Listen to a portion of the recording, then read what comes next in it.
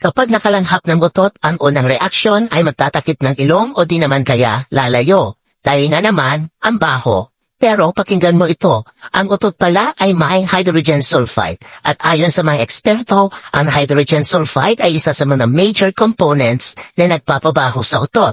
At ayon sa pagsusuri ng mga eksperto, ang hydrogen sulfide ay pinoprotektahan niya ang mitochondria ng cells. Ang mitochondria ay powerhouse of the cells. Ibig sabihin, ito ang nagpo-provide ng enerhiya para sa mga cells natin upang sila ay makapagtrabaho ng maayos. At dahil dyan, pinoprotektahan nila ang ating katawan para maiwasan na magkaroon ng hypertension, heart disease, kidney failure, at Alzheimer's. Ilan lang yan sa mga benefits ng hydrogen sulfide. So ayan, kapag may umutot sa tabi mo, imbes na magalit ka, magpasalamat. O ayan, pakashare na rin para malaman ng iba